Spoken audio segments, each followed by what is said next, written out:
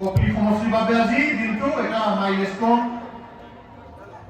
Achieve কৰিব পৰাকে গোটেই কাৰ্যক্ৰম আগুৱাই লৈ যোৱা হৈছে।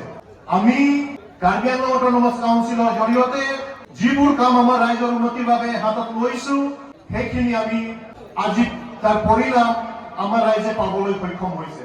বিভিন্ন বিভাগৰ জৰিয়তে বিভিন্ন ধৰণৰ কাম কাজ আৰু তাৰ লাভটো আমি পাবৰ বাবে সক্ষম হৈছো। আজি আমাৰ সকলো জ্যেষ্ঠসকল জ্যেষ্ঠ নেতৃবৃন্দসকল আমাৰ মাজত আহিছে। আমি তেখেতসকলক আমি সকলো ৰাইজে উষ্ম আদৰণি জনাইছো আৰু এনেধৰণে ভাল লগাকে আমি সকলোৱে আন এজনৰ লগত থিয় হৈ আন এজনক আস্থা আৰু বিশ্বাসত লৈ আন এজনক সহায় সহযোগিতা কৰি আমি আমাৰ ঠাই আমি আমাৰ অঞ্চল আমি আমাৰ সমষ্টিটোক আগুৱাই লৈ যাব পাৰিব লাগিব।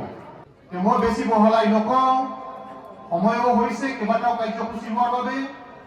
যিহেতু আমাৰ মাজত বিভাগৰ তৰফৰ পৰা বিভিন্ন ধৰণৰ এজেণ্ডা হিচাপে ইতিমধ্যে ঠিক কৰা হৈছে, আমি এই এজেণ্ডা মতে গোটেই কাৰ্যসূচীতে আজি আগুৱাই লৈ যাম।